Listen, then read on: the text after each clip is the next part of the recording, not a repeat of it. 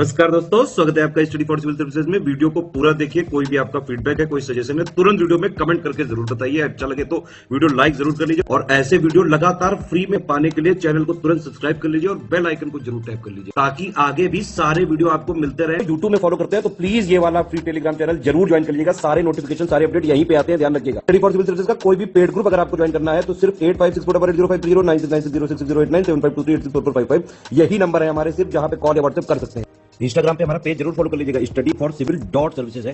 Twitter पे हमको जरूर फॉलो कर लीजिएगा, @स्टडी फॉर सिविल्स है।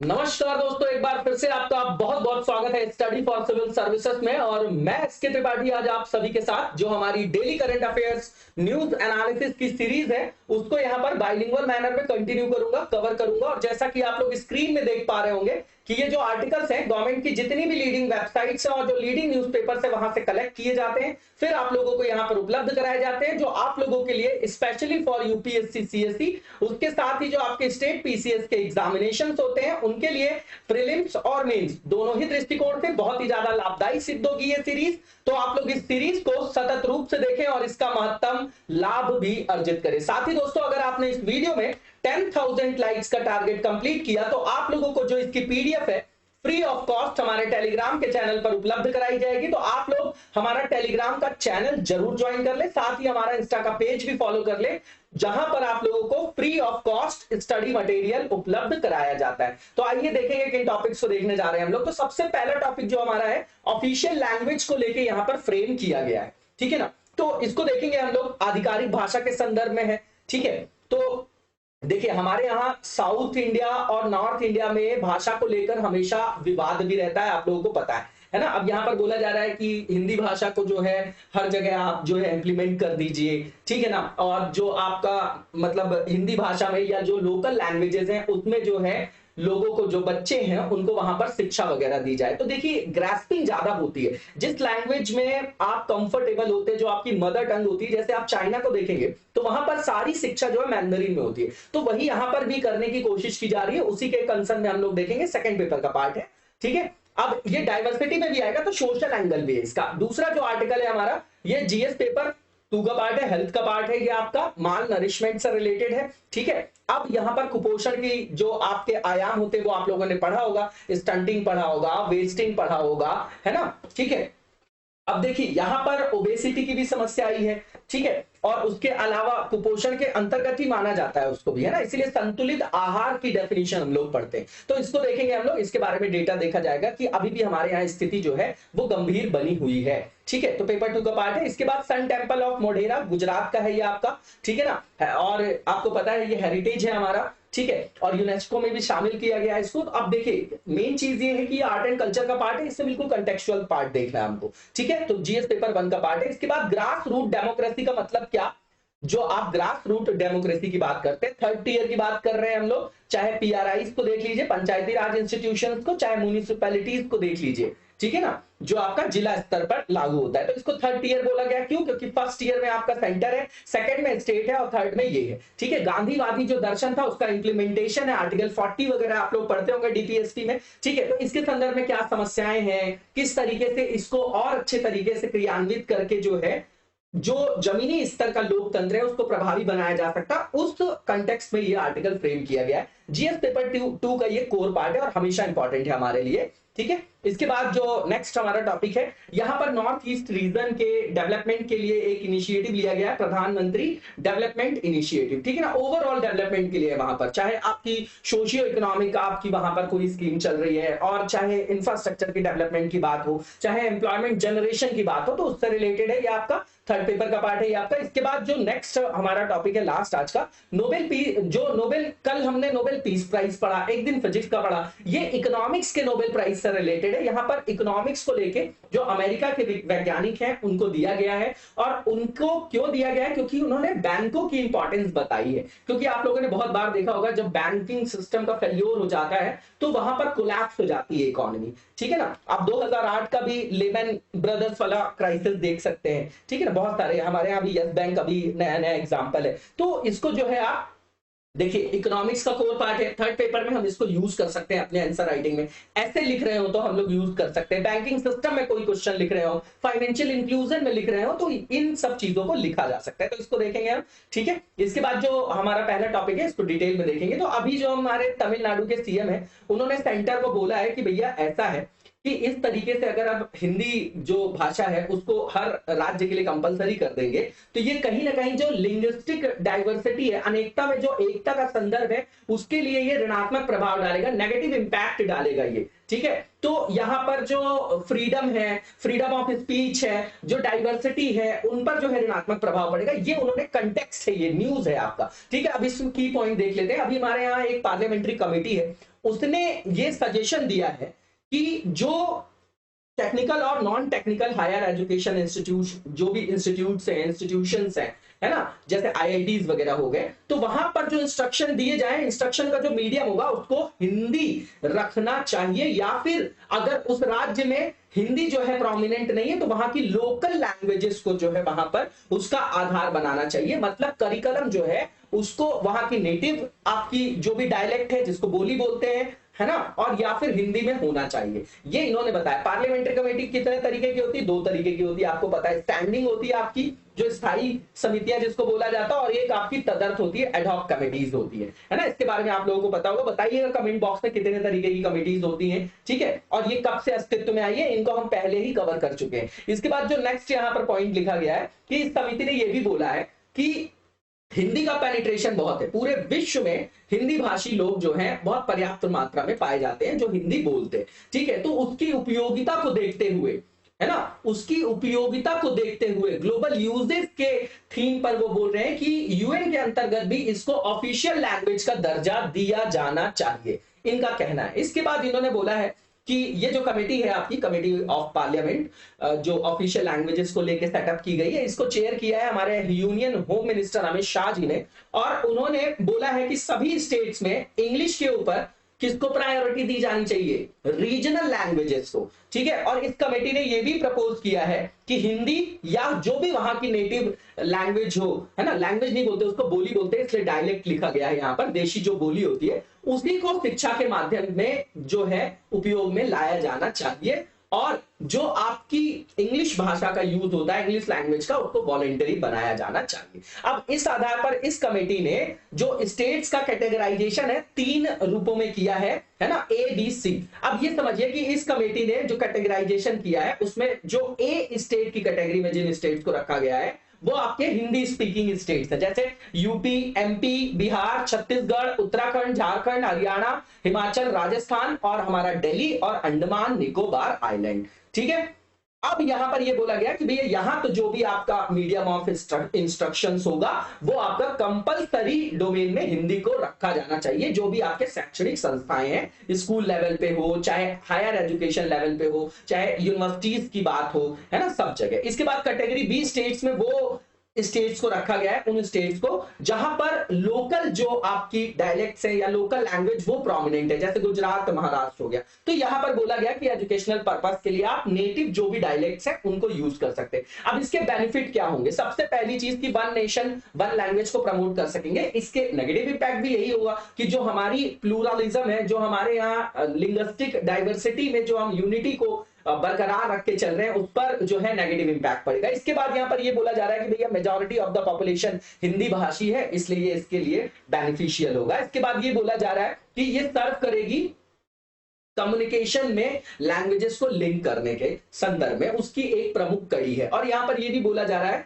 कि ये इससे जो है एक तरीके से यूनिटी भी बढ़ेगी, है ना, जहां पर बहुत सारी भाषाएं हैं, संस्कृति है, तो वहां पर जो है एकता को बल मिलेगा। अब यहां पर कॉन्सर्न क्या है? तो सीधी बात यह है कि हिंदी को कंपलसरी बनाने से जो हमारे यहाँ लिंग्विस्टिक डाइवर्सिटी है, भाषागत जो विविधता है जो हम रिप्रेजेंट करते हैं, जिसको आप विविधता में एकता बोलते हैं, तो उस भावना वो जो भावना है, जो स्पिरिट है, उस पर जो है ऋणात्मक प्रभाव, नेगेटिव इंपैक्ट पड़ेगा। इसके बाद यहां पर यह बोला जा रहा है कि देखिए यहां पर जो राज्य अभी ऑफिशियल लैंग्वेज के रूप में हिंदी को यूज नहीं करते, अगर वहां पर बाइंडिंग मैनर में ये इंप्लीमेंट किया गया तो उनको ऑफिशियल कम्युनिकेशन करने में भी प्रॉब्लम को फेस करना पड़ सकता है। इसके बाद ये बोला जा रहा है कि ये जो मदर टंग है हिंदी, के रूप में जिसको बताया जा रहा है, तो हिंदी को मदर टंग के रूप में जो है वो हमारे यहाँ उसको जो है अधिकृत नहीं किया गया है ना। इसका मतलब यह है कि राष्ट्रभाषा की ये जो अवधारणा दी जा रही है वो हमारे कॉन्स्टिट्यूशन से सिंक्रनाइज नहीं है, संविधान के द्वारा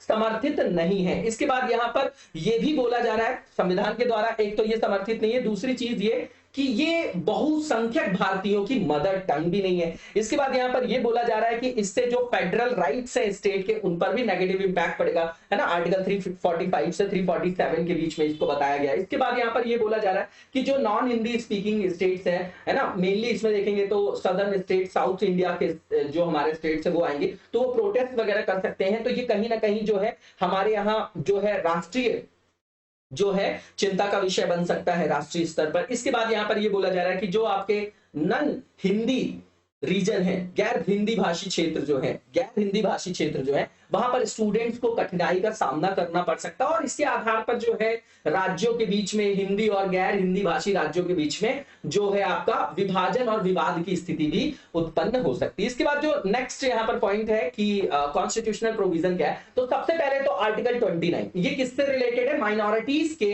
इंटरेस्ट को प्रोटेक्ट करने के लिए ये राइट बनाया गया है। ठीक, अब यहां पर जो आर्टिकल 29 सब क्लॉज 1 है, इसमें बोला गया है कि जो भारत में, भारतीय क्षेत्र में रहने वाले जो नागरिक हैं, जिनकी अपनी डिस्टिंक्ट लैंग्वेज है, स्क्रिप्ट है, कल्चर है, मतलब भाषा, संस्कृति, उसके संरक्षण की बात की गई है कि अगर वो उनकी डिफरेंट है, स्क्रिप्ट डिफरेंट है, लैंग्वेज डिफरेंट है, कल्चर, तो वो उसको प्रिजर्व कर सकते हैं, कंजर्व कर सकते हैं। ये उनका फंडामेंटल राइट्स है ना। भाषा और लिपि संबंधी अधिकार है, उनका संरक्षण किया गया। इसके बाद आर्टिकल 29 सब क्लॉज 2 में यह लिखा गया है कि किसी भी सिटीजन के साथ जो है डिस्क्रिमिनेशन नहीं किया जाएगा, किस रेफरेंस में, किसी भी एजुकेशनल इंस्टीट्यूशन में एडमिशन को लेके, है ना, जो कि स्टेट के द्वारा उसको चाहे फंड मिल रहा हो और चाहे वो आपका स्टेट के द्वारा अगर वो संचालित है या फिर उसको स्टेट से फंडिंग मिल रही हो, तो ऐसे शैक्षणिक संस्थान में वहां पर प्रवेश से उनको वंचित नहीं किया जाएगा। और इनका आधार जो है याद रखिएगा, इंपॉर्टेंट है, ये प्रीलिम्स से पूछा जा सकता है स्टेटमेंट बना के, क्योंकि जब हम आर्टिकल 15 पढ़ते हैं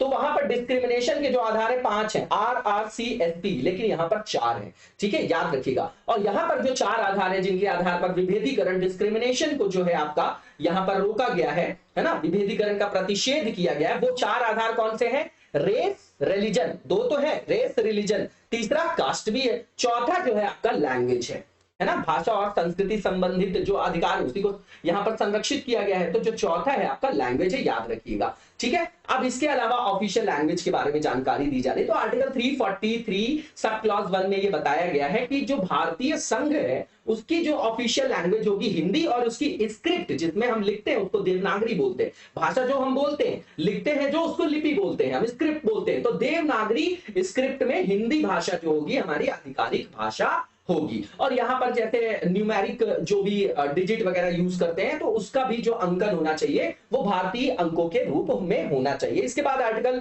343 सब क्लॉज 2 जो है, इसमें यह प्रावधान किया गया, जब हमारे यहाँ संविधान लागू हुआ तब वहां से, जब से संविधान लागू हुआ 26 जनवरी 1950 से, तो अगले 15 सालों के लिए 25 जनवरी 1965 तक के लिए यह प्रोविजन किया गया, क्योंकि तब हम ट्रांजिशन के फेज में थे कि जो जितने भी यूनियन के आधिकारिक कार्य हैं, ऑफिशियल जो भी वो कम्युनिकेशन ऑफिशियल जो भी वो काम कर रहे हैं, उसमें वो इंग्लिश लैंग्वेज का इस्तेमाल करते रहेंगे। इसके बाद आर्टिकल 343 सब क्लॉज 3 में 26 जनवरी 1965 से इस इंग्लिश को ऑफिशियल लैंग्वेज के रूप में जारी करने के लिए संसद ने वहां पर फिर कानून बनाया और उसको अधिकृत किया, और यहीं से आप हिंदी का पतन भी देखेंगे। इसीलिए अच्छी टेक्स्ट बुक का अभी भी आपको नहीं दिखाई देगा ट्रांसलेशन हिंदी में, इसलिए मजबूरी में हमको इंग्लिश के टेक्स्ट पढ़ने पड़ते हैं जो हिंदी मीडियम के छात्र होते हैं। ठीक है ना, कई लोगों को भाषाओं के चक्कर में बहुत ज्यादा समस्या का सामना करना पड़ता है ना, सुन के ही डर लगता है हिंदी मीडियम को कि ये कैसे हिंदू पढ़ेंगे। सही भी बात है इसमें,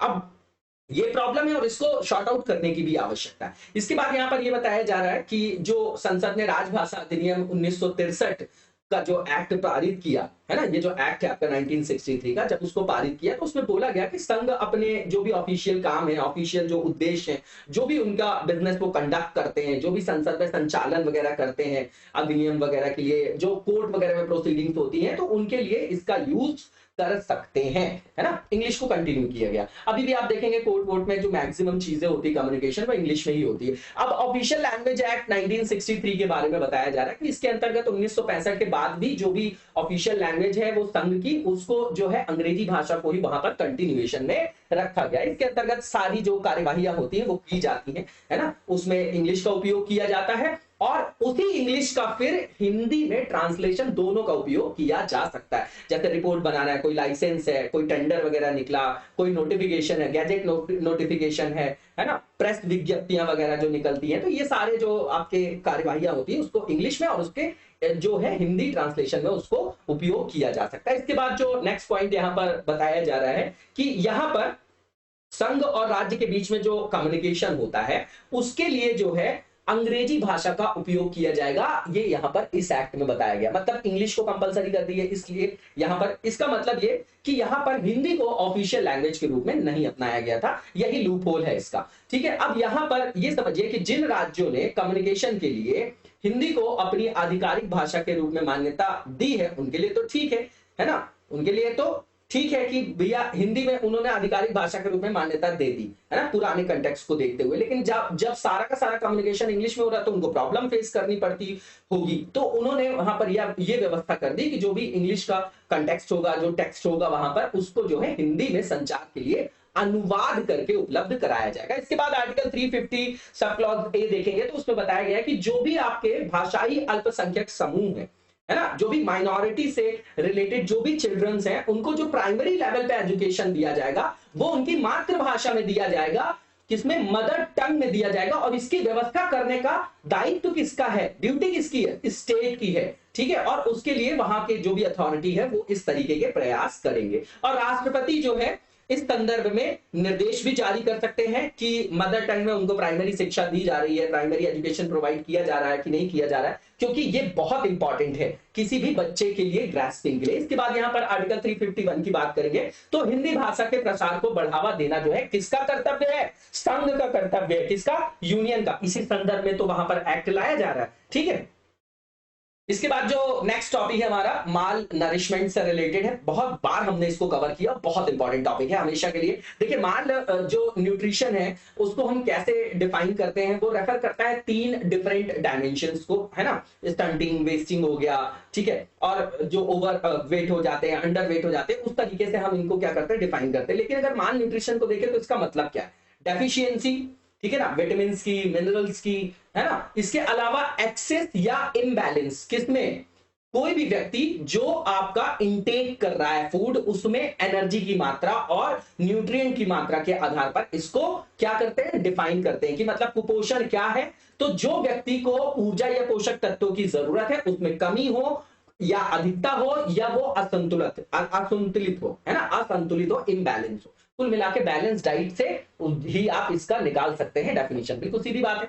अब माल न्यूट्रिशन के 3 ब्रॉड कैटेगराइजेशन है, 3 ब्रॉड डायमेंशंस हैं, ठीक है। पहला अंडर न्यूट्रिशन, इसके अंतर्गत क्या आता है, पहली चीज वेस्टिंग। वेस्टिंग का मतलब क्या है कि जो ऊंचाई है, ठीक है, किसी भी बच्चे की जो हाइट है वो उसके वेट के रिस्पेक्ट में कम है, पहली चीज। दूसरी चीज स्टंटिंग, इसमें एज के हिसाब से हाइट कम होती है, ठीक है। तीसरा अंडरवेट, मतलब जो एज है बच्चे की, जो एज है उसके हिसाब से उसका वजन कम है, अंडरवेट। इसके बाद दूसरा देखेंगे माइक्रो न्यूट्रिएंट रिलेटेड माल न्यूट्रिशन। इसका मतलब ये कि जो भी माइक्रो न्यूट्रिएंट्स होते हैं उनकी डेफिशिएंसी हो जाती है। इसका मतलब ये कि जो हमको एक संतुलित आयाम पर जो विटामिन की और मिनरल्स की आवश्यकता होती है उसमें कमी हो जाती है, या फिर वहीं पर माइक्रो न्यूट्रिएंट्स का एक्सेस भी देखा जाता है। जैसे फास्ट फूड वगैरह खाने वाले लोग, बच्चों में आजकल आज देख रहे हैं कि ओबेसिटी की समस्या देखी जा रही है, मोटापे की, और वो फिर हार्ट वार्ट के लिए बहुत ज्यादा जो है नुकसानदेह होती है और डायबिटिक भी होते हैं जल्दी ऐसे लोग, ठीक है। अब यहाँ पर ओवरवेट, ओबेसिटी और डाइट रिलेटेड जो आपकी समस्या है उसको एनसीडी भी बोला जाता है, नॉन कम्युनिकेबल डिसीज। इसी से जो है हार्ट डिसीज होते हैं, स्ट्रोक आता है, डायबिटिक हो जाता है आदमी, कुछ टाइप के कैंसर भी इससे होते हैं, ये मैंने आपको बता दिया, ये इंपॉर्टेंट है, ये लिख के रख सकते हैं अपने पास आप। अब यहाँ पर कुछ डेटा बताया जा रहा है एनएफएचएस का, नेशनल फैमिली हेल्थ सर्वे। अब जो ये सर्वे का जो 5th नंबर है, एनएफएचएस का सर्वे जो हुआ है हमारा, 5th नंबर का 2019 से 21 2 साल में एक बार होता है। तो इसमें ये बताया गया कि भैया अभी भी हमारे यहाँ हेल्थ और न्यूट्रिशनल स्टेटस में कोई भी जो है सिग्निफिकेंट इंप्रूवमेंट नहीं देखा गया है। दूसरी चीज ये कि इस डेटा में ये बताया गया है कि हमारे यहाँ जितने भी चिल्ड्रंस हैं उसमें 7.7% जो आपके चिल्ड्रन है वो सीवरली वेस्टेड है और 19.3% जो बच्चे हैं वो वेस्टेड है। मतलब वेस्टेड और उसमें भी बहुत ज्यादा जो समस्या का सामना कर रहे हैं वेस्टिंग की, उनको बोलते हैं सीवरली वेस्टेड, है ना। तो इसमें एक डेटा भी याद रख सकते हैं आप। और इसके बाद यहाँ पर 35.5% जो बच्चे हैं वो स्टंटेड हैं और जो 35.5% और 7.7 आप काउंट करेंगे तो लगभग 43 हो गया। इसके बाद 3.4% जो बच्चे हैं वो ओवरवेट है, ठीक है, मतलब ओवरवेट है आपके 3.4% बच्चे जो हैं वो अधिक वजन वाले हैं। तो इन टोटल को मिला लेंगे भैया तो देखिए आपको पोषण का कितना बड़ा दायरा है ना। और अगर आप देखेंगे कि जो यहाँ पर ओबेसिटी वाली बात कर रहे हैं तो पहले जब NFHS 4 हुआ था उसमें सिर्फ 2.1% बच्चे जो है ओबेसिटी का शिकार थे और अब 3.4। इसका बहुत बड़ा रीजन है मोबाइल पर गेम खेलना, इंडोर जो है आपके गेम वो प्रोमिनेंट हो गए, तो लोग अब बाहर फील्ड में जाना पसंद नहीं करते हैं। जो लाइफस्टाइल चेंज हो रही है, ऊपर से खाने की जो चीजें, फास्ट फूड खाना, मैगी खाना, पिज्जा खाना, तो हमारी जो डाइट की हैबिट चेंज हो रही है उसका बहुत बड़ा ऋणात्मक प्रभाव हमारी नेक्स्ट जनरेशन में देखने को मिल रहा है। आप लोग ये जो है वो फील कर पाते होंगे। इसके बाद जो नेक्स्ट पॉइंट है बहुत इंपॉर्टेंट है कि एनीमिया की बात करें, रक्ताल्पता बोलते हैं, है ना, रक्ताल्पता बोलते हैं, है ना, रक्त की कमी होना, एनीमिक होना,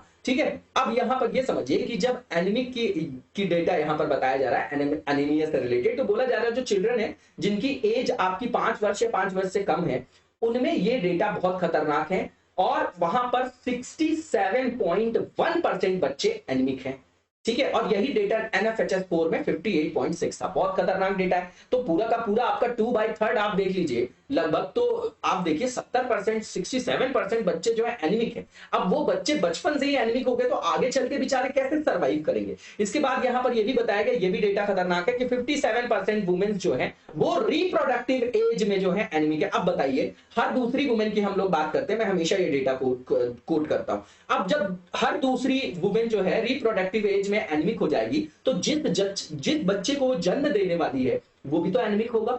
तो ये एक तरीके का विस्कस साइकिल है कि नहीं, क्योंकि महिलाएं काम करती रहती हैं और वो अपनी डाइट का ख्याल नहीं रखती, पूरे घर को वही खाना खिलाती हैं, है ना। ये सब जो है समस्याएं हमारी समाज में जो है वो क्या है, प्रोमिनेंट है। और इसी के कारण पूरा का पूरा जो ह्यूमन रिसोर्स का साइकिल है ना, वो आपका क्या हो जाता है, वहां पर ब्रेक हो जाता है, ठीक है। अब रीजन क्या है माल न्यूट्रिशन का? सबसे पहली चीज तो फूड इनसिक्योरिटी। इसका कारण क्या है? पहली चीज तो हमारे यहाँ वर्षा का प्रतिरूप देखेंगे, अगर रेनफॉल का पैटर्न देखेंगे तो इवन नहीं है, उसमें बहुत ज्यादा डिस्पैरिटी है। इसके अलावा आप देखेंगे क्लाइमेट चेंज के नेगेटिव इंपैक्ट है ना, लगातार जैसे यूक्रेन का रशिया का युद्ध हो रहा है, युद्ध और संघर्ष वगैरह की समस्या। इसके अलावा प्रोडक्टिविटी में भी कमी आ रही है क्योंकि जैसे ओवर यूज कर रहे हैं हम केमिकल फर्टिलाइजर्स का, है ना, तो इन सब का भी ऋणात्मक प्रभाव होने से कृषि के अंतर्गत जो प्रोडक्टिविटी होती है, उत्पादकता होती है, उसमें कमी देखी जा रही है। इसी के कारण फूड इनसिक्योरिटी की समस्या जो है जनित हुई है यहाँ पर। इसके अलावा लैक ऑफ सैनिटेशन, इसका मतलब ये कि स्वच्छता की कमी है, चाहे आप स्वच्छ पेयजल की बात करें,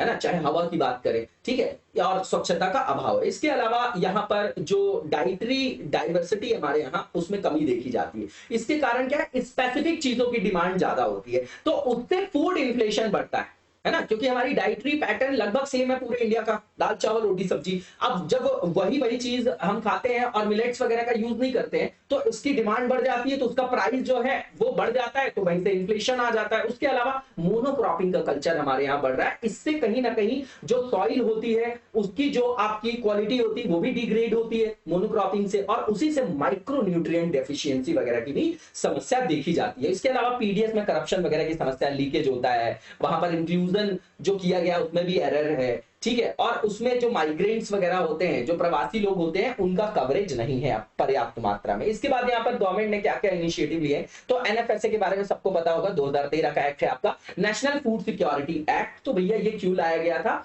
कि भैया फूड और न्यूट्रिशनल सिक्योरिटी प्रोवाइड करना है, ठीक है, और इसके अंतर्गत जो लैक्टेटिंग मदर्स और चिल्ड्रन हैं उन पर भी स्पेशल फोकस किया गया। इसके बाद मिड डे मील प्रोग्राम की बात करें तो यहाँ पर आप लोगों को पता है कि ये वर्ल्ड की लार्जेस्ट स्कूल फीडिंग प्रोग्राम है और लगभग 12 करोड़ चिल्ड्रन को जो है इसमें कवर किया जाता है। इसके द्वारा जो उद्देश्य है सरकार का, पहली चीज तो ये कि लोग जब बच्चे पढ़ने आएंगे तो वहां पर इनरोलमेंट का जो रिटेंशन है वो बढ़ेगा, इनरोलमेंट बढ़ेगा, उनका रिटेंशन बढ़ेगा, उनकी अटेंडेंस बढ़ेगी, तो कहीं ना कहीं जो है वो शिक्षित हो पाएंगे, उनका स्किल डेवलपमेंट हो पाएगा, कैपेसिटी बिल्डिंग हो पाएगी। उसके अलावा वहां पर उसके साथ ही उनके न्यूट्रिशनल लेवल्स को भी जो है इंप्रूव करना है बच्चों के अंतर्गत, ठीक है ना, बच्चों के अंदर। इसके बाद पीडीएस सिस्टम की बात करें तो देखिए पीडीएस ने बहुत इंपॉर्टेंट रोल प्ले किया है कहीं ना कहीं फूड सिक्योरिटी को एंश्योर करने में। करप्शन की प्रॉब्लम अलग है, और जो पीडीएस सिस्टम है ना, ये हमारे पूरे वर्ल्ड में सबसे बड़ा जो है आपका डिस्ट्रीब्यूशन नेटवर्क है जो भारत का पीडीएस है। इसके अलावा अंत्योदय अन्न योजना है। अंत अंत मतलब लास्ट माइल डिलीवरी से रिलेटेड है, गरीबों में भी गरीब को कवर किया गया। यहां पर टीपीडीएस जो स्कीम का नाम आप लोगों ने सुना होगा, targeted PDS system, public distribution system, मतलब टारगेट किया जाना कि जो गरीब लोग हैं बीपीएल, उसके अंतर्गत भी ज्यादा गरीब लोग कौन है, उन तक जो है आपको अन्न वगैरह पहुंचाना है ताकि उनको फूड सिक्योरिटी प्रोवाइड कराई जा सके, ठीक है। अब यहां पर जो पोषण अभियान है, तो नाम से ही पता चल रहा है कि इसका एम क्या है, तो भैया माल न्यूट्रिशन को कम करना, ठीक है, किसके द्वारा, एक पूरा लाइफ साइकिल कॉन्सेप्ट वहां पर क्रिएट करना, लोगों में अवेयरनेस जो है वो स्प्रेड करना, उनको बताना है कि किस तरीके की डाइट लेने से जो है आप कुपोषण का शिकार नहीं होंगे, है ना, आप पोषित होंगे, ठीक है ना, उस तरीके का प्रोग्राम है। इसको इंप्लीमेंट किया जा रहा है MWCD के द्वारा, जो ministry of women and child development है। इसके बाद इसका जो ये मिशन है, इसमें कुछ टारगेट सेट किए गए हैं। पहली चीज तो स्टंटिंग को कम करना है हमको, जो जीरो से मतलब जो पैदा हुए बच्चे हैं पहले दिन से लेके और 6 वर्ष तक जिनकी उम्र है, इस एज में जो स्टंटिंग की समस्या है बच्चों में, उसको कम करना है। 38.4% है अभी, इसको 2022 तक 25% करना। अब देखिए 2-3 महीने बचे हैं, सारे टारगेट 2022 के थे, नया चुनाव आ रहा है, अगली चुनाव के बाद जो है वो आगे शिफ्ट हो जाएगा, ठीक है, नई नई योजनाएं आना चालू हो जाएंगी, ठीक है। अब इसके बाद यहाँ पर ये बताया जा रहा है कि यहाँ पर अनीमिया को भी जो है कम करना है वुमेन्स और एडोलसेंट गर्ल्स में, है ना, और उसमें ये रिप्रोडक्टिव एज वालों को जो है कवर किया गया है, 15 से 49 ईयर्स के बीच के जो आपकी महिलाएं हैं, ठीक है। उसके अलावा जो बच्चियां हैं आपकी, इसके अलावा जो लो बर्थ वेट है ना, उसको भी कम करना है। जन्म के समय जो बच्चों का वेट वगैरह कम होता है ना, जो अंडर वेट होते हैं, उस समस्या का भी समाधान करने का टारगेट यहाँ पर किया गया है। इसके बाद जो नेक्स्ट टॉपिक है हमारा सन टेम्पल ऑफ मोढेरा। तो अभी हमारे प्रधानमंत्री जी ने डिक्लेयर किया है मोढेरा को कि भैया पूरे भारत में ये पहला ऐसा विलेज होगा जो 24/7 सोलर पावर से रन होगा। तो भारत की पहला ऐसा विलेज भी बन जाएगा ये, जो 24/7 सोलर पावर से चलेगा, ठीक। अब ये INDC से आप कनेक्ट कर सकते हैं, क्लाइमेट चेंज से कनेक्ट कर सकते हैं, आर्ट एंड कल्चर का पार्ट तो हाई है, ठीक है।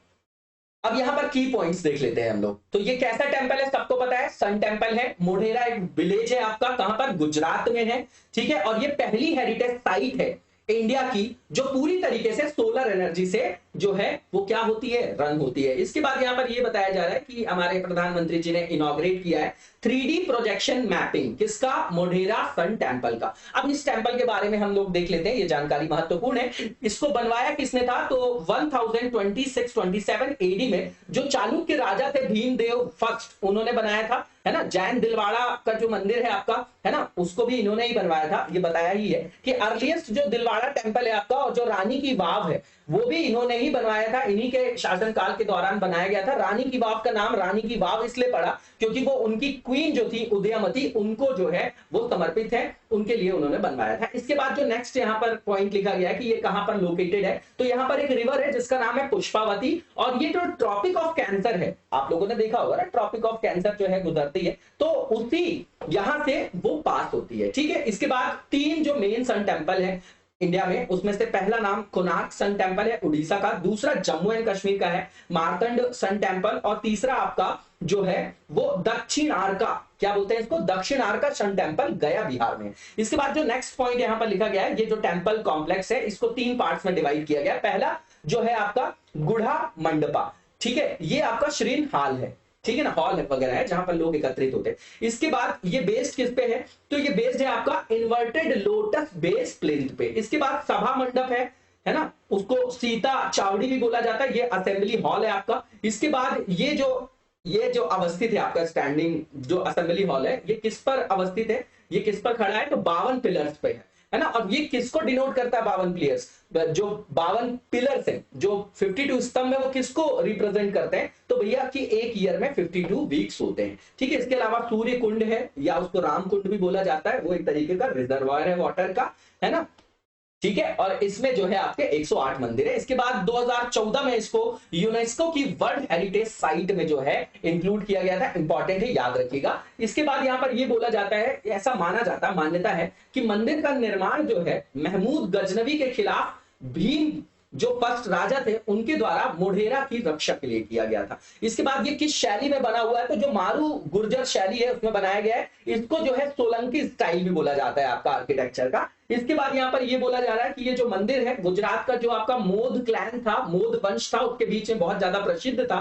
क्यों प्रसिद्ध था, क्योंकि इस वंश की, मोद वंश की देवी मोधेश्वरी को जो है वो पूजा जाता था, उनको देवी माना जाता था, उन्हीं के नाम पर पड़ा है। और उनको जो है देवी पार्वती का रूप भी माना जाता था। इसके बाद जो नेक्स्ट टॉपिक है हमारा ग्रास रूट डेमोक्रेसी, तो बताया जा रहा है कि अभी भी जो हमारे यहाँ grass root democracy local governments है वो इनइफेक्टिव है, ठीक है, इनइफेक्टिव है, ठीक है। उसी के संदर्भ में यहां पर जो है बताया जा रहा है कि इनको जो है रिवाइटलाइज करना आवश्यक है, ठीक है। अब यहां पर कंस्ट्रेंट क्या है ओवरऑल फंक्शनिंग में, अगर लोकल बॉडीज की देखें तो सबसे पहली चीज तो देखिए फंडिंग की समस्या है। पहली चीज तो ये कि जो भी आपकी डेवलपमेंट से रिलेटेड स्कीम्स वगैरह होती है, ठीक है, तो उसको लॉन्च कौन करता है, सेंटर करेगा, स्टेट करेगा, लेकिन उसको इंप्लीमेंट कौन करता है, तो थर्ड टीयर वाले करते हैं। उनके ऊपर जो पूरा का पूरा काम होता है क्रियान्वयन का। अब उनको फंडिंग नहीं देंगे और क्रियान्वयन की बात करेंगे तो कैसे कर पाएंगे वो लोग। दूसरी चीज, इनके पास ह्यूमन रिसोर्स की भी कमी होती है, ठीक है। और यहां पर आप देखेंगे कि राज्य सरकार के साथ साथ जो पंचायत और नगर पालिकाएं हैं उनके जो फंक्शंस हैं उसमें ओवरलैपिंग है, ठीक है। और बहुत मामूली जो कार्य होते हैं वही जो है लोकल गवर्नमेंट को सौंपे जाते हैं। पहली चीज ये है ओवरलैपिंग जो है फंक्शनिंग की पंचायत और म्युनिसिपैलिटीज की स्टेट गवर्नमेंट के साथ। इसके बाद जो नेक्स्ट टॉपिक है यहाँ पर, जिस तरीके से स्टेट बोलते हैं कि हमको ऑटोनॉमी नहीं है, हमारे राइट्स नहीं, वैसी ही तो समस्याएं आप सेम जो है ट्रीटमेंट अपने थर्ड ईयर के साथ करते हैं, ठीक है। इसके बाद यहाँ पर मानव संसाधन की कमी है पंचायती राज में, है ना, लैक ऑफ ह्यूमन रिसोर्स, ठीक। इसके बाद आप देखेंगे फंड की कमी है, तो जो डे टू डे एडमिनिस्ट्रेशन है उसको रन करने में उनको प्रॉब्लम होती है। इसके बाद आप देखेंगे कि इनके पास जैसे जो इनकी रेवेन्यू वगैरह की बात होती है तो उसके भी बहुत कम सोर्सेज है इनके पास, ठीक है। अब यहाँ पर अगर आप देखेंगे तो डिफरेंट डिफरेंट स्टेट्स में जो है पंचायती राज जो विषय है वो राज्य सूची का आप समझिए। अब अलग अलग राज्य में अलग अलग व्यवस्था है, कहीं पर तो डायरेक्ट इलेक्शन होता है ना, जो कहीं पर इनडायरेक्ट इलेक्शन होता है। तो यहाँ पर आप देखेंगे कि अलग अलग प्रावधान है अलग अलग राज्यों में, ठीक है। अब यहाँ पर जो भी आपकी ये संस्थाएं हैं उनके द्वारा कार्यवाही की समीक्षा संशोधन इसके बारे में भी अलग अलग प्रावधान है ना, जगह जगह में। तो इसके कारण भी समस्याएं बनी हुई है और जो लोकल गवर्नमेंट के जो आपके लोकल गवर्नमेंट के जो ऑफिशियल्स होते हैं उनको बहुत कम शक्तियां वगैरह भी दी गई है, ठीक है। इसके बाद यहाँ पर ये बताया गया है कि ये जो आपके फंक्शनल डिवोल्यूशन है ना, उसको रैशनल बनाने की आवश्यकता है। और किस आधार पर कि जो कॉन्स्टिट्यूशन ने हमारा 73rd अमेंडमेंट से जो 11th नंबर का शेड्यूल ऐड किया गया और 74th से 12th नंबर का शेड्यूल, 12th में कौन है, जो म्युनिसिपैलिटीज वगैरह, और 11th में कौन है, पीआरआईज। तो पीआरआईज को कुछ सब्जेक्ट दिए गए हैं कि भैया किस आयाम पर आप कानून बनाओगे, तो 29 वहां पर सब्जेक्ट्स दिए गए हैं, 29। तो बोला जा रहा है कि वो जो 29 विषय हैं उस पर जो है जो आपका स्पष्ट रूप से शक्तियों का विभाजन किया जाना चाहिए और लोकल गवर्नमेंट्स को वहां पर स्पष्ट प्राधिकार दिया जाना चाहिए ताकि जो वो फंक्शन कर रहे हैं वो सही मायने में कर सके और मूर्त रूप पे मतलब रियल मैनर में रियलिस्टिक अप्रोच में जो ग्रास रूट लेवल की डेमोक्रेसी है उसको हम वहां पर लागू कर सके। इसके बाद जो फंडिंग वगैरह की बात की, ये सबसे बड़ी प्रॉब्लम है कि ये जो रिसीव करते हैं फंड उसके कुछ जो है आयाम है। सबसे पहला सेंट्रल के लेवल पे जो हमारा फाइनेंस कमीशन आर्टिकल 280 तो वो रिकमेंडेशन देता है कि भैया इनको फंडिंग करो आप, उसके तहत इनको केंद्र सरकार से अनुदान मिलता है। अब राज्य सरकार से भी अनुदान मिलता है, आर्टिकल 243 आई के अंतर्गत मिलता है, जहां पर राज्य वित्त आयोग वहां पर रिकमेंडेशन देता है कि भैया राज्य सरकार को बोलता है कि इनको जो है आप वित्त का हस्तांतरण करें। इसके अलावा राज्य सरकार से ऋण और अनुदान भी मिलता है। इसके अलावा प्रोग्राम स्पेसिफिक उनको एलोकेशन होता है फंडिंग वगैरह का, जैसे सेंट्रली स्पॉन्सर्ड स्कीम हो गई या एडिशनल सेंट्रल का असिस्टेंस वगैरह हो गया, विवेकी अनुदान वगैरह, आर्टिकल 282 वगैरह भी आप लोग पढ़ते होंगे। इसके अलावा जो इंटरनल रिसोर्स जनरेशन है, जैसे टैक्स वगैरह की जो टैक्स वगैरह का जो आयाम हो गया, जैसे कुछ टैक्स तो लगा सकते हैं, जैसे स्थानिक मेले वगैरह का संदर्भ है आपका, तो जहां पर वो टैक्स लगा रहे तो उससे जो इनकम होती है, और कुछ नॉन टैक्स रेवेन्यू वगैरह भी होता है। ये इनके आयाम है, लेकिन इनके पास अपर्याप्त आयाम है इनके किसके, फंड के। ठीक है, अब यहां पर रीजन क्या है पुअर फाइनेंशियल पोजीशन का लोकल बॉडीज का? तो पहली चीज तो ये कि इनका जो इंटरनल सोर्स जनरेशन का डोमेन है वो बहुत ज्यादा वीक है ना? क्यों? क्योंकि जो इनका टैक्स का डोमेन है वो बहुत थिन है, बहुत कम क्षेत्रों में जो है ये टैक्स वगैरह लगा के जो है वहां पर कलेक्ट कर सकते हैं। ठीक है, इसके अलावा इनकी फंक्शनिंग में भी रिलेक्टेंस वगैरह देखा जाता है रेवेन्यू के कलेक्ट करने के संदर्भ में बात कर रहे हैं। इसके बाद यहाँ पर ये बताया जा रहा है कि जो यहां पर स्ट्रक्चर अडॉप्ट किया है स्टेट्स ने, है ना, जो मनी ट्रांसफर का लोकल बॉडीज को, उसमें भी कंस्ट्रेंट देखा जाता है, उसमें भी कई सारी बाधाएं हैं। इसके बाद यहां पर यह बोला जा रहा है कि इनको जितना फंड दिया जाता है वो लोकल लेवल पे जो स्थानिक निकाय है उसके द्वारा जो इंफ्रास्ट्रक्चर डेवलपमेंट का काम किया जाना है उसके लिए अपर्याप्त है। इसके बाद यहां पर यह बोला जा रहा है कि यहां पर बहुत सारी उनके ऊपर कंडीशंस वगैरह लगाई जाती है जब फंडिंग वगैरह किया जाता है, तो ये जो उनको फंडिंग मिलती भी है उसका भी रैशनल यूज एप्रोप्रिएट मैनर में नहीं कर पाते। इसके बाद अगर आप देखेंगे तो जो पंचायतें हैं वो ज्यादा से ज्यादा आप देखेंगे तो संघ और राज्य सरकारों के अनुदानों पर बहुत ज्यादा मात्रा पर निर्भर है, और ये निर्भरता ही उनके लिए खतरनाक है। इसके बाद यहां पर यह बोला जा रहा है कि पंचायतों के पास जो खर्च करने का प्राधिकार है वो भी बिल्कुल सीमित है। इसके बाद यहां पर यह बोला जा रहा है कि स्टेट्स वगैरह की आप हालत देखेंगे तो वहां पर भी फिस्कल जो उनकी स्थिति है, कंडीशन वो अच्छी नहीं है, तो उसके कारण भी निधियों का हस्तांतरण कठिन हो जाता है। उससे इनके पास भी जो इनकी फिस्कल जो आपकी सिचुएशन है वो भी आपकी और ज्यादा खराब हो जाती है। वे फॉरवर्ड क्या है? सबसे पहली चीज तो ये कि नेशनल इंटरेस्ट को आप प्रायोरिटी पे रखिए, ठीक है ना, और ग्रास रूट लेवल की जो डेमोक्रेसी है, जो आपने एक्ट बना दिया उसको रियल मैनर में स्थापित करने के लिए ट्रांसपेरेंट मैनर में उनको फंडिंग करिए, उनको जो विषय दिए गए हैं उस पर उनको जो है कानून बनाने की शक्ति दीजिए, टैक्स कलेक्शन का जो डोमेन है वो बढ़ा दीजिए। ठीक है, इस पर यहां ये बताया जा रहा है। ठीक है, और क्लियर कट यहां पर डिवीजन करिए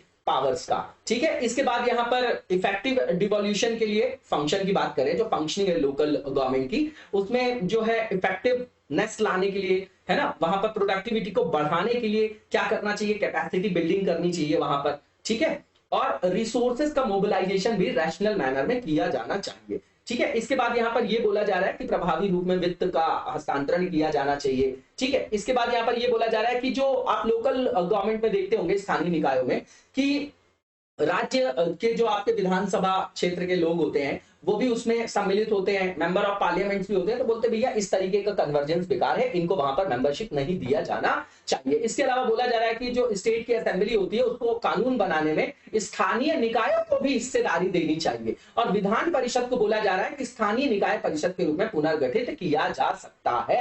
ठीक है, इसके बाद यहां पर यह बोला जा रहा है कि जितने भी आपके टीयर हैं वहां पर लोकल जो आपका गवर्नेंस है, जो लोकल गवर्नमेंट है आपकी, है ना, स्थानिक जो सरकारें हैं, वहां पर जितने भी टीयर हैं वहां पर जो मेंबर्स होते हैं, जो चेयरपर्सन होते हैं, उनको जो है प्रत्यक्ष रूप से चुना जाना चाहिए, नहीं तो पैसों के बल पे आदमी जिला पंचायत अध्यक्ष बन जाता है। इसके अलावा यहाँ पर यह बोला जा रहा है कि शहरी जो स्थानीय निकाय हैं उनका डिलिमिटेशन भी किया जाना चाहिए। परिसीमन का मतलब क्या होता है कि बार बार वहां पर जनसंख्या के आधार पर जो है सीटों का समायोजन किया जाना, एडजस्टमेंट किया जाना वहां पर सीट वगैरह का। इसके बाद यहाँ पर यह बोला जा रहा है कि प्रत्येक स्तर पर स्थानिक सरकारों का जो कार्य है उनका भी क्लियर कट वहां पर उनको जो है मैपिंग करके उनको सौंपा जाना चाहिए। इसके बाद यहां पर यह बोला जा रहा है कि जो भी निर्वाचित प्रतिनिधि हैं, कार्मिक हैं, उनको ट्रेनिंग वगैरह भी दिया जाना चाहिए ताकि इफेक्टिव मैनर में वो प्रोडक्टिविटी को एनहांस कर पाए। इसके बाद यहां पर यह बोला जा रहा है कि फिफ्थ और सिक्स्थ जो शेड्यूल है उसके अंतर्गत जो शेड्यूल्ड एरियाज है और जो छावनी बोर्ड है उनको भी अनुदान दिए जाने की व्यवस्था की जानी चाहिए, और जहां पर SC ST की जनसंख्या ज्यादा है वैसे डिस्ट्रिक्ट्स पर ज्यादा फोकस करने की आवश्यकता है,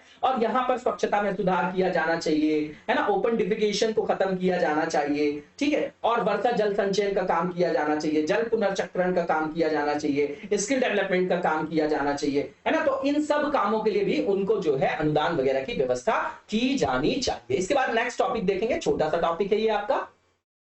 अब ये जो स्कीम है आपको पता है नॉर्थ ईस्ट रीजन हमारे यहाँ जो डेवलपमेंट है उसमें अगर आप कंपेयर करेंगे तो नॉर्थ ईस्ट रीजन में डेवलपमेंट बहुत कम हुआ। उसका कारण ये है ज्योग्राफिकल लोकेशन के कारण है। ठीक है, चिकन नेक वगैरह की समस्या आप लोगों को पता होगी। ठीक है, तो हाल ही में जो हमारी कैबिनेट है उसने 2022-23 से 25-26 तक का जो शेष कार्यकाल बचा हुआ है 15th फाइनेंस कमीशन का, उसके लिए पूर्वोत्तर के विकास के लिए प्रधानमंत्री विकास पहल, जिसको PM डिवाइन भी बोला जाता है, तो उस तरीके की नई नई योजना को मंजूरी दी है। इंपॉर्टेंट है हमारे लिए बहुत ज्यादा, और इसका जो प्रावधान है केंद्रीय बजट 2022-23 में भी किया गया था, इसकी घोषणा की गई थी। ठीक है, अब ये जो आपकी स्कीम है कैसी स्कीम है, तो सेंट्रल सेक्टर स्कीम है आपकी, है ना। मतलब सेंट्रल सेक्टर मतलब 100% जो फंडिंग होगी वो सेंट्रल गवर्नमेंट करेगी। इसको इंप्लीमेंट कौन करेगा, तो जो मिनिस्ट्री बनाई गई है development of north east region, उसके अंतर्गत किया जाएगा। इसमें जो फंडिंग वगैरह की बात है, तो यहां पर आउटले बनाया गया है 6600 करोड़ का 4 साल के पीरियड के लिए, 2022-23 से लेकर 2025-26 के लिए, है ना। जो रिमेनिंग ईयर्स आपके फंक्शनिंग के बचे हुए हैं 15th फाइनेंस कमीशन के, है ना। ठीक है, अब 15th फाइनेंस कमीशन को जो किसकी अध्यक्षता में इसको बनाया गया था, कमेंट बॉक्स में बताया करिए आप लोग, और जरूर बताइएगा इसका आंसर, है ना। ठीक है, कमेंट जरूर किया करिए, उसी से मोटिवेशन मिलता है हमारी पूरी टीम को। आप लोग विश्वास मानिए, बहुत मेहनत लगती है, पूरी टीम जो है आप लोगों के लिए काम करती है। ठीक है, इसके बाद यहाँ पर ये बोला जा रहा है इस योजना के अंतर्गत किया क्या जाएगा, तो भैया इंफ्रास्ट्रक्चर का डेवलपमेंट करेंगे, इंडस्ट्रियल डेवलपमेंट करेंगे, सोशल डेवलपमेंट करेंगे, वैसे जो भी प्रोजेक्ट्स होंगे उनको रन करेंगे, है ना। जो आजीविका के आयाम होंगे उनको बढ़ाने के लिए वहां पर जो भी एक्टिविटीज है लाइवलीहुड से जुड़ी हुई उनको बढ़ाया जाएगा, स्किल डेवलपमेंट का काम किया जाएगा, कैपेसिटी बिल्डिंग की जाएगी यूथ्स का और जो वुमेन्स वगैरह है, ताकि एम्प्लॉयमेंट जनरेशन वगैरह भी किया जा सके। ठीक है, और जो भी इंफ्रास्ट्रक्चर और सोशल डेवलपमेंट से रिलेटेड प्रोजेक्ट्स है उनको भी रन किया जाएगा। ठीक है, अब ये बोला जा रहा है इसमें कि ये कोई सब्स्टिट्यूट नहीं होगी, जो भी आपकी एग्जिस्टिंग सेंट्रल और जो स्टेट की स्कीम है उसका सब्स्टिट्यूट नहीं है, ये जो है यूनिक जो लेवल पे रेफरेंस पे इसको जो है रन किया जाएगा। इसका ऑब्जेक्टिव क्या है, तो सीधी बात है, ये एक तरीके का कन्वर्जेंस है फंड इंफ्रास्ट्रक्चर, है ना। देखिए, एक तरीके से जो पीएम गति शक्ति की जो हमारी स्पिरिट है उसी से ये आपकी सिंक्रोनाइज है ना। फंडिंग है ये आपकी आधारभूत अवसंरचना को जो है यहाँ पर बढ़ावा देना है। इसके अलावा जो भी सोशल डेवलपमेंट से रिलेटेड प्रोजेक्ट्स हैं, है ना, नॉर्थ ईस्ट के रीजन की आवश्यकता के अनुरूप जो वैसे प्रोजेक्ट्स हैं उनको भी रन करना है, उनको भी जो है वहां पर सेटअप करना है। इसके बाद जो भी लाइवलीहुड से रिलेटेड एक्टिविटीज यूथ और वुमेन के लिए उनको इनेबल करना है, और जो भी डेवलपमेंट गैप्स हैं बहुत सारे सेक्टर्स के बीच में उस गैप को फिल करना है। इसके बाद जो नेक्स्ट टॉपिक है हमारा नोबेल प्राइज 2022 का इकोनॉमिक्स का, तो ये किसको मिला है, तो जो फॉर्मर यूएस के फेडरल रिजर्व चेयर थे आपके बेन बर्नांके, उन्होंने जीता है, और उनके साथ 2 और भी वैज्ञानिक है, जिनमें एक का नाम डॉगलस डायमंड है और दूसरे का नाम फिलिप डाइबिविग है आपका, है ना। फिलिप डाइबिविग है आपका, बिविग या बविग जो है आप प्रोनाउंसिएशन कर लीजिएगा।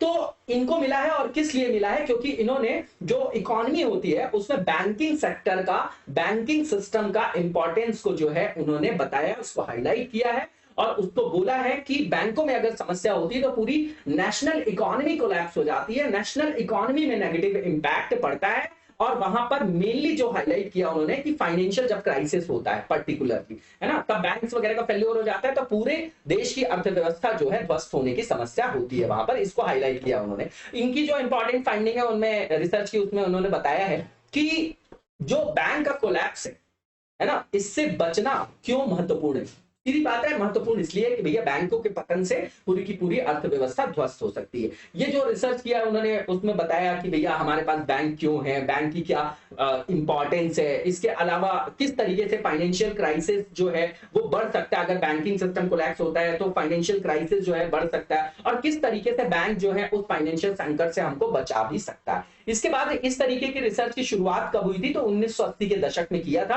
किसने, इन तीनों ने, बेन बर्नांके, डॉगलस डायमंड और फिलिप डाइबिविग जो है आपके। ठीक है, और इसी के लिए इनको जो है नोबेल जो है अभी प्राइज दिया भी गया है, क्योंकि वित्तीय संकटों से उबरने के लिए बैंकिंग सिस्टम जो है आपका, बैंकिंग सेक्टर एक इंपॉर्टेंट डोमेन है। इसमें इन्होंने बताया कि भैया इकोनॉमी में आप सेविंग करते हैं वो अच्छी हैबिट है, लेकिन उस सेविंग को इन्वेस्टमेंट में कन्वर्ट करना बहुत आवश्यक है, उसी से पूरी की पूरी अर्थव्यवस्था आपकी रन होगी। ठीक है, अब यहां पर कुछ समस्याएं देखी जाती है कि जैसे मान लीजिए कि किसी व्यक्ति ने बैंक में पैसे जमा कर दिए, तो वो ये चाहता है कि भैया जब हम चाहें तो पैसे वापस ले सके उनसे। दूसरी चीज, जो आपके बिजनेसमैन होते हैं जब वो लोन वगैरह लेते हैं तो वो चाहते हैं कि उनको लॉन्ग टर्म के लिए लोन मिल सके। ऐसा नहीं कि कभी भी उन्होंने वापस पैसे मांग लिया और उनका बिजनेस चल रहा है, उनके पास कैपिटल है ही नहीं अभी, तो कैसे वो अभी अपना बिजनेस जो है नासेंट स्टेज में है वो सेटअप कर रहे हैं, तो किस तरीके से पैसे वो वापस कर पाएंगे। तो इस तरीके की समस्याएं देखी जाती है। तो इस तरीके की समस्याओं का समाधान डायमंड, जो आपके डॉगलस डायमंड है और जो फिलिप डाइबिविग है, उन्होंने बताया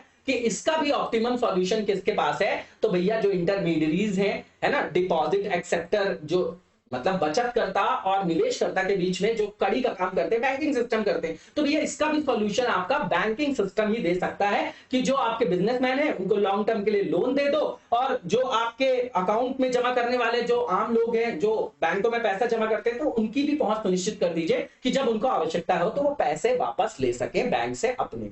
ठीक है, इसके अलावा सोसाइटी के एस्पेक्ट में भी बैंकिंग जो सिस्टम है बहुत इंपॉर्टेंट रोल प्ले करता है। जैसे हमारे यहाँ एग्जांपल में ले लीजिए कि नाबार्ड है आपका, या आपके रीजनल रूरल बैंक्स हैं आपके, तो ये आपका कहीं ना कहीं फाइनेंशियल इंक्लूजन के जो हमारा उद्देश्य है उसकी प्रतिपूर्ति कर रहे हैं कि नहीं कर रहे हैं, है ना। जो रूरल और रिमोट एरिया है वहां पर क्रेडिट को वो उपलब्ध करा रहे हैं, तो उससे लोग अपना जो है बिजनेस सेटअप कर पा रहे हैं, या एग्रीकल्चर की जो एक्टिविटीज है उसको जो है वो संचालित कर पा रहे हैं। तो कहीं ना कहीं इसका सोसाइटी के जो फंक्शंस हैं उसमें भी इंपॉर्टेंट जो है रोल है। इसके बाद यहां पर ये बताया गया कि जो बेन बर्नानके हैं उन्होंने एनालाइज किया ग्रेट डिप्रेशन ऑफ 1930s, बहुत इंपॉर्टेंट, और यहीं पर आप कीन्स को पढ़ते हैं जिनको आप बोलते भी होंगे मैक्रो इकोनॉमिक्स के फादर भी हैं वो आपके। ठीक है, तो उस समय जो है ग्रेट डिप्रेशन आया, तो उस दौरान ही जो है पैसे नहीं थे यूएस के पास एप्रोप्रिएट मैनर में, लेकिन उन्होंने इन्वेस्टमेंट किया कहां पर, इंफ्रास्ट्रक्चर में। तभी की सड़कें बनी हुई आज भी यूएस में जो है बिल्कुल ठीक ठाक है, और हमारे यहाँ आज बनती कल खराब हो जाती है। ठीक है, तो यहाँ पर इन्होंने बताया है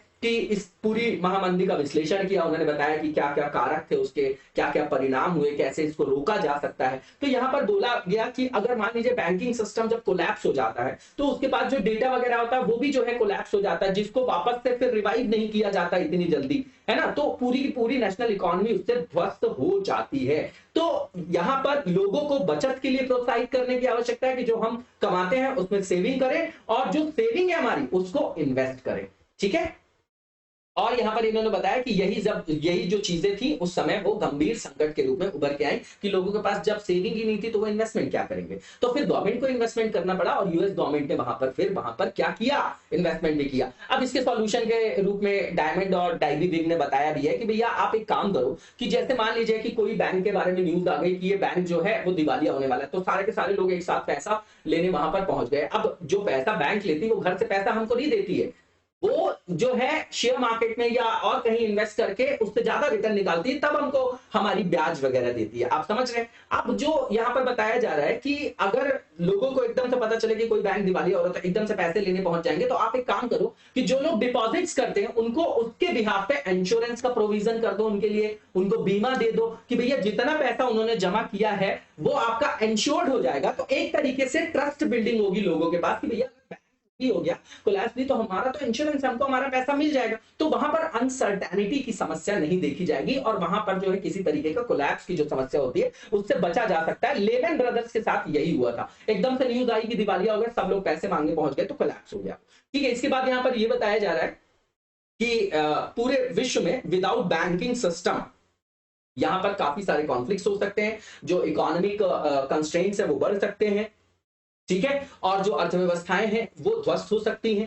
ठीक, तो यहां पर बताया जा रहा है कि it would be impossible to make long term investment due to conflicts between needs of savers and investors. ठीक है, तो लॉन्ग टर्म इन्वेस्टमेंट तो बनाई ही नहीं जा सकती जब इनके बीच में कॉन्फ्लिक्ट होगा। नॉर्मल सा ये आपका आर्टिकल, इसको केवल पढ़ जाइएगा, इसको ऐसे भी यूज कर सकते हैं हम लोग, या कोई आंसर लिख रहे हैं तो वहां पर इसको जो है बीच में यूज कर सकते हैं रेफरेंस के रूप में। इस पे जो है फुल क्वेश्चन नहीं बनेगा कि इस बार का नोबेल पुरस्कार इकोनॉमिक्स में मिला, बताइए क्यों मिला है, ये कभी नहीं पूछेगा। इसके बाद जो नेक्स्ट डोमेन हमारा वो एमसीक्यू से रिलेटेड है। पहला जो एमसीक्यू हमारा B20, जैसे G20 आप लोगों ने सुना है वैसे B20 है, तो उसके बारे में करेक्ट ऑप्शन को पिक करना है। तो पहली चीज ये कि इसको सेटअप किया गया 2010 में, बिल्कुल सही है ये। दूसरा ये कि जो G20 ऑफिशियल डायलॉग फोरम है ना, उसके साथ ये आपका क्या है, ग्लोबल बिजनेस कम्युनिटी है ना, डिस्कस करने के लिए वैश्विक व्यापार समुदाय के साथ आधिकारिक G20 संवाद का ये प्लेटफॉर्म है, मंच है। दोनों स्टेटमेंट बिल्कुल ठीक है, सही बताना था, तो इसका आंसर आपका बोथ आर करेक्ट हो जाएगा, जो कि सी में दिया गया। इसके बाद जो नेक्स्ट क्वेश्चन हमारा नेशनल मिनरल एक्सप्लोरेशन ट्रस्ट के बारे में स्टेटमेंट फ्रेम किए गए हैं, बताना है कौन सा ट्रू है। पहला ये कि ये इसको जो सेटअप किया गया वो सेक्शन 9C जो आपका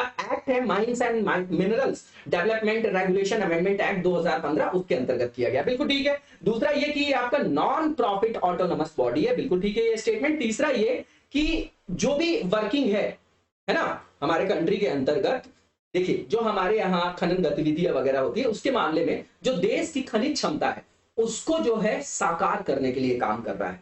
ठीक है ना, working for realisation of mineral potential of the country in terms of mining activity. तो तीनों के तीनों स्टेटमेंट बिल्कुल ठीक है, सही बताना था, तो इसका आंसर आपका all of the above B हो जाएगा। इसी के साथ आज के वीडियो को यहीं पर विराम देंगे, नेक्स्ट वीडियो में कंटिन्यू करेंगे। तब तक लगातार जबरदस्त तरीके से पढ़ते रहिए और आगे बढ़ते रहिए, और वीडियो को ज्यादा से ज्यादा लाइक और शेयर करना ना भूले। Thank you so much, best of luck.